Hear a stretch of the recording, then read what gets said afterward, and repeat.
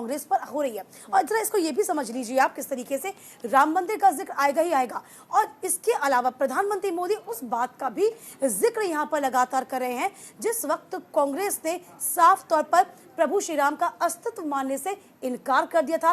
रामलला के लिए न्योता भेजा गया था लेकिन उसको भी अस्वीकार कर दिया गया। बिल्कुल। और अब ये देखिए दीपिका, जो लोग अब बीजेपी में शामिल हो रहे हैं, अगर हम गौरव वल्लभ की बात करते हैं, उन्होंने साफ तौर पर कहा था कि मुझसे ये कहा जा रहा था कि मैं भगवान राम को नमस्कार ना करूं, उनको ना मानूं। और जो कांग्रेस ने किया कि उन्होंने जब राम मंदिर का न्योता उन्हें मिला तो जाने से साफ मना कर दिया, तो वो उनके दिल को नागवार गुजरा। जाहिर सी बात है, क्योंकि अगर किसी भी हिंदू से आप ये कहेंगे कि भगवान राम का अस्तित्व नहीं है, राम मंदिर आप ना जाए, तो वो इस बात को बर्दाश्त नहीं कर पाएंगे। और यही हुआ भी। यानी कांग्रेस यहाँ पर तुष्टीकरण की राजनीति करती है। ये खुद उन्हीं की पार्टी से निकले हुए लोग अगर कह रहे हैं तो इस बात पर और ज्यादा मोहर लग जाती है, क्योंकि जिस तरह से हमने देखा राम मंदिर का विरोध इतना किया गया था कि न्योता मिलने पर भी अगर दीपिका वो नहीं जाते हैं तो जाहिर सी बात है आप एक मैसेज देना चाहते हैं कि आप किसके पक्ष में खड़े हैं और किसका बहिष्कार कर रहे हैं। जाहिर सी बात है। हालांकि देखिए इस पूरे सिनेरियो को आपको याद होगा किस तरीके से कांग्रेस ने उस वक्त कहा था ये राजनीतिक साजिश है, राम अकेले आपके नहीं है, राम हमारे भी हैं। लेकिन तमाम चीजों को, चूंकि आपको याद होगा जब 2 सीटें बीजेपी के पास थी, बतौर यूं संसद में 2 ही सांसद मौजूद थे, किस तरीके 270 सांसद ही आए। उस वक्त 90 के दशक में कहा गया था कि राम मंदिर का मुद्दा बीजेपी के तमाम मुद्दों में से एक है, और बीजेपी का कहना है कि लगभग एक एक करके उन तमाम वादों को हम पूरा कर रहे हैं। बिल्कुल बिल्कुल। और बीजेपी जिस तरह से कह रही है कि तमाम वादों को पूरा कर रहे हैं, वो होते हुए दिख भी रहे हैं। और जनता की एक राय भी दीपिका यहाँ पर बनती हुई दिख रही है, लोगों का समर्थन काफी मिल रहा है। और ऐसे में लोग इस बात को अब समझने लगे हैं कि जिस राम मंदिर को 500 वर्ष तक नहीं बनाया गया वो किस तरह से बीजेपी की सरकार में बना है। और ऐसे में अब जिस तरह से देखना होगा कि चुनाव में भी क्या एक बड़ा मुद्दा बनेगा। और ऐसे में अगली खबर अपने दर्शकों को बता देते हैं दीपिका, जिसे प्रमुखता से जगह दी गई है, केजरीवाल जेल में रहेंगे या फिर बेल मिलेगी, फैसला होगा आज। इसे भी अमर उजाला में ही छापा गया है, पेज नंबर 2 पर इस खबर को जगह दी गई है। आज की बड़ी खबर भी हम कह सकते हैं गीतू इसे, क्योंकि यहाँ पर बहुत कुछ दाव पर अरविंद केजरीवाल का लगा हुआ है।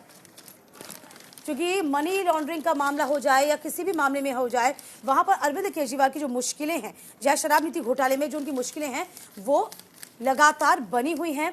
और इसी को लेकर केजरीवाल की ये बिल्कुल। और कि आज देखिए इस खबर को जिसको हम लगातार जिक्र कर रहे हैं, ये वही खबर, केजरीवाल रहेंगे जेल में या मिलेगी बेल, हाईकोर्ट में इस बाबत आज फैसला किया जाएगा।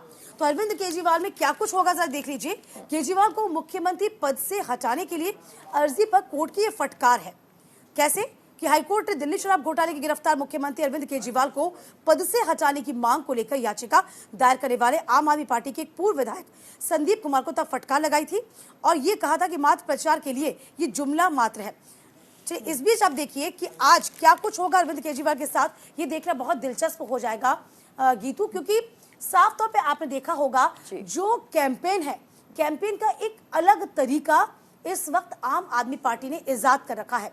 अरविंद केजरीवाल का जो पोस्टर है वो आपने देखा होगा, पोस्टर में कहीं ना कहीं पीछे अरविंद केजरीवाल की जो उनको जेल में दिखाया गया है, एक क्रांतिकारी बनाया गया। अच्छा, अब मुद्दा आता है कि आज उनको जेल मिलेगी या बेल मिलेगी, इस पर सुनवाई होना बहुत प्रमुख। बिल्कुल। और उम्मीदें काफी हैं उन्हें कि शायद उन्हें बेल मिल जाए, लेकिन कहीं ना कहीं संशय इस बात पर भी है कि जो भी आम आदमी पार्टी का नेता एक बार जेल गया उससे बेल इतनी आसानी से नहीं मिली है।